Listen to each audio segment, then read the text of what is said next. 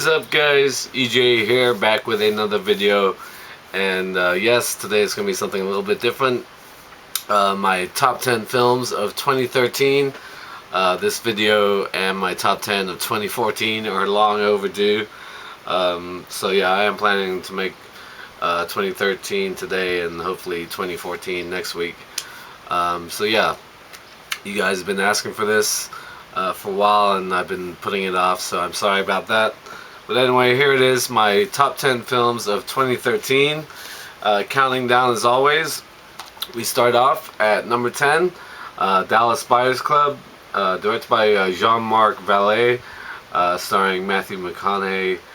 Fantastic performance by McConaughey, of course, winner for Best Actor for his role as Ron Woodruff, a electrician and hustler. In 1985, he contracts HIV, much to his bemusement and shock, disbelief. And then, of course, he sort of goes into a small business for himself, obtaining drugs from Mexico and distributing them to other people in need, other HIV patients who can't get the drugs from their regular hospitals and so on. Yeah, really great performance by Matthew McConaughey. Sort of the pinnacle of this recent run he had over the past couple of years, where he's been in some amazing stuff, and he's been doing great work over the past few years. Jennifer Garner, really good as well in this movie, and Jared Leto, fantastic as well, best supporting actor. Yeah, really good film, enjoyed it a lot. Dallas Buyers Club at number 10. Alright, up next at number 9 we have Star Trek Into Darkness. Yeah, over the years I've kind of heard that some people did not like this film as much, but I absolutely loved it. I thought it was a fantastic movie, of course, directed by J.J. Abrams, the follow-up to Star Trek from 2009. Loved the reboot that Abrams did with the Star Trek series. I was never really initially a fan of the old Star Trek and its variations over the years. I just never got into watching it. I'm sure I probably would enjoy it if I sat down and watched some old school Star Trek, but it was just never my thing. But I really love these new films. Of course, very excited about Beyond, the third one coming out this summer. Yeah, fantastic cast. Chris Pine, Zachary Quinto, Zoe Saldana, Simon Pegg, John Cho, Carl Urban. Yeah, very sad, of course, recently that Anton Yelchin passed away, as who of course plays Chekhov in these films. Good young actor. Very, very sad and tragic, his accident a couple weeks ago. Yeah, I really enjoyed it. Fantastic action scenes. Benedict Cumberbatch, really terrific as Khan. Sorry if you haven't seen it, spoilers. That was a big deal when this movie came out. But I really enjoyed it. I thought it was better than the first one, and I really enjoyed the first one. Yeah, really cool film. Star Trek Into Darkness at number 9. Alright, guys, moving on to number 8, we have This Is the End, directed by Seth Rogen and Evan Goldberg, who of course co-wrote the movie. Yeah, fantastic, hilarious, uproarious comedy, end of the world comedy, starring all these great young, talented comedic actors, all playing themselves. Jay Baruchel comes down from Canada, to visit his buddy Seth Rogen, and then of course they go to a party at James Franco's house, and then of course the apocalypse happens, all hell breaks loose, all kinds of crazy shit. Fantastic, hilarious cast. Other people like Danny McBride, Craig Robinson, Jonah Hill. Hilarious cameos by Michael Cera, and especially Emma Watson. The scene with Emma Watson, just fantastic. Loads of hilarious moments. Really enjoyed it. Definitely my favorite comedy of 2013. Absolutely loved it. This Is the End at number 8. Alright, moving on to number 7. We have Oblivion, directed by Joseph Kosinski. Yeah, really great, interesting sci-fi post-apocalyptic sci-fi film with a really good twist at the end, starring Tom Cruise. Tom Cruise made a couple of great sci-fi films of the past couple years, and when I do my list for 2014, I'll talk about the other film he made. But I really enjoyed this. I'm a huge sci-fi fan. Really great action sci-fi film. He's part of a cleanup crew that's been left on Earth after it's basically been destroyed, and all the people have been moved off the planet.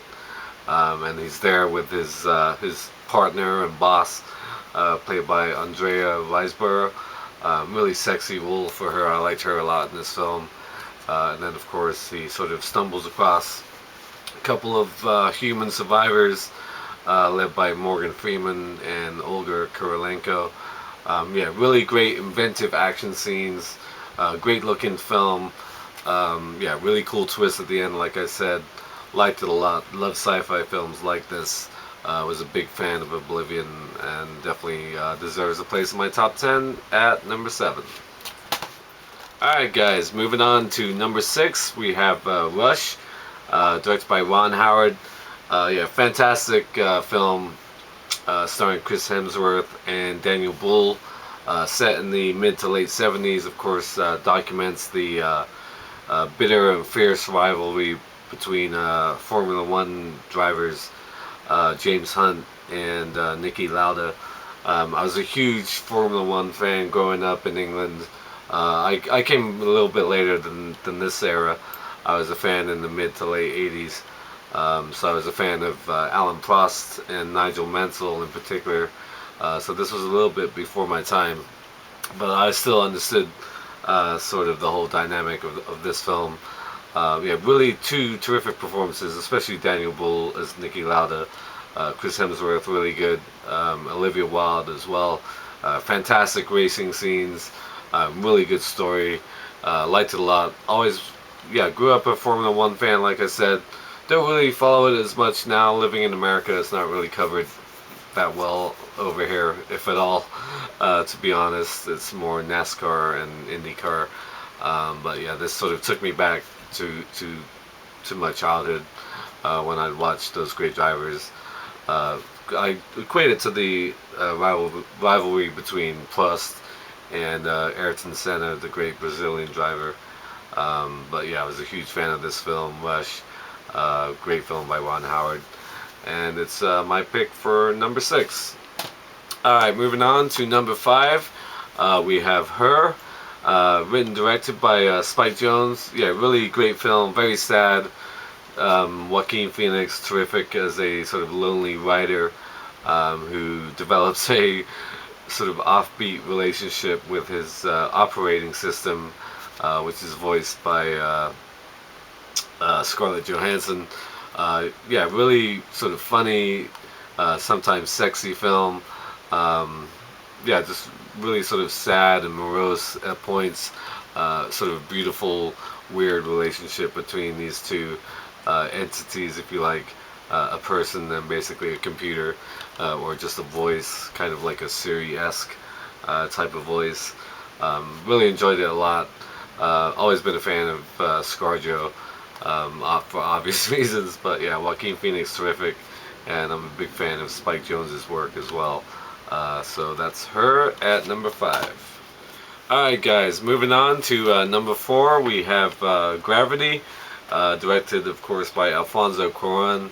Yeah, stunning looking film, obviously for great reasons. Starring Sandra Bullock and George Clooney as one plays an astronaut and the other a engineer. They're both working up in space on the International Space Station.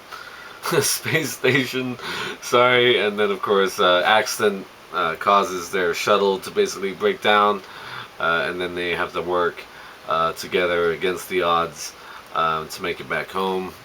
Yeah, really terrific performance by Sandra Bullock. George Clooney as well. Always been a huge fan of his. Yeah, visually great looking film. Obviously looked awesome in IMAX 3D. Yeah, really terrific film. Very, very simple, easy premise to follow. But I like films like this. You don't have to think too hard. Just watch and enjoy the drama, really.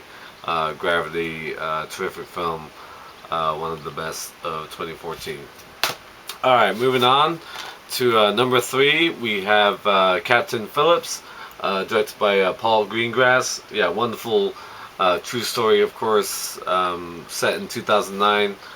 Tom Hanks plays the captain of a American cargo ship that gets hijacked off the coast of Somalia by Somali pirates, led by Barkhad Abdi. He was the name I was trying to remember. In my last video, I watched a film that he starred in, Eye in the Sky. He was in that film. I forgot his name when I was talking about that film. But yeah, really terrific as the lead pirate. I am the captain now. Yeah, really terrific, tense film. Huge fan of Tom Hanks, one of my favorite actors. He just nails it in this film as Captain Phillips. Catherine Keener, good as well as his wife. Fantastic ending. I absolutely love the ending. Yeah, just a really tense, gripping film. Loved it from start to finish. Captain Phillips at number 3. Alright guys, moving on to number 2, we have The Wolf of Wall Street. Of course directed by Martin Scorsese, starring Leo DiCaprio as Jordan Belfort, guy who rose to stardom, sort of notoriety as a wealthy stockbroker, and then of course sort of got caught up with the FBI because what the business he was running wasn't really on the up and up. Yeah, really fantastic film. Huge fan of Leo and Scorsese, obviously. Leo, one of my favorite actors. Jonah Hill, terrific in this film, like he was in Moneyball. Margot Robbie, absolutely stunning as his wife. Yeah, really, Matthew McConaughey, great as well in the small appearance. People like Kyle Chandler, Rob Reiner, Jon Favreau in small parts. Yeah, I won't say it's Scorsese's best films, not even in his top 3 or 4, but because of sort of the excessive party and drug scenes, it's all a little bit too much in certain points in this film, but it's still a terrific film. The Wolf of Wall Street, my number 2. Alright, moving on. Last but definitely not least, and if you saw my top 10 films of 2012, you probably guessed already what my number 1 is, and that is, of course, The Hobbit, The Desolation of Smaug. Of course, the second in Peter Jackson's Hobbit trilogy, which, of course, is a follow-up to his Lord of the Rings trilogy, which is, of course, is a prequel to that in actual story terms. But I'm a huge Middle-earth fan. I make no secret about it. Lord of the Rings are my favorite films of all time. And I was a huge fan of the Hobbit films as well. Maybe not on the level as the Lord of the Rings, but still had that same feel. That still captured the essence of Middle Earth. Just stunning films to look at. Great visuals, of course. Wasn't a huge fan of sort of the 3D, at least when I first saw the first one. But this film was just as terrific as the first one. An Unexpected Journey. Martin Freeman, terrific as Bilbo Baggins. Love Ian McKellen as Gandalf. Of course, you have Richard Armitage as Thorin. Of course, the dwarves team up with Bilbo and Gandalf, still on their quest to recapture Erebor, the mountain where the dwarves the dwarves call home. Sorry about that. Love the inclusion of Evangeline Lilly as Toriel, Legolas's sister, and that of course means we got a chance to see Orlando Bloom return as Legolas. I love the moment when he runs into Glowin, the dwarf who's the father of Gimli, of course, and he has that great line when he looks at the picture of Gimli. Yeah, huge fan of Orlando Bloom as Legolas in the Lord of the Rings films. Fantastic action scenes. The barrel ride sequence down the river, just absolutely brilliant to watch. And then, of course, you have Benedict Cumberbatch as Smaug, the Terrible. Fantastic looking dragon. That scene where he takes on Bilbo in Erebor while Bilbo sort of hides the ring and he's looking for the jewel. Just perfectly played that whole sequence. Yeah, fantastic character creation as usual with Weta and Peter Jackson and his team of people. The Hobbit, The Desolation of Smaug, my number one film of 2014. So there you have it, my top 10 films of 2014 at long last. Yeah, 2014 at long last. 2013, sorry, get the year right. So thanks for watching as always, and like I said, hopefully next week I will do my top 10 of 2014 as well. So until next time, I'll see ya. Bond. James Bond.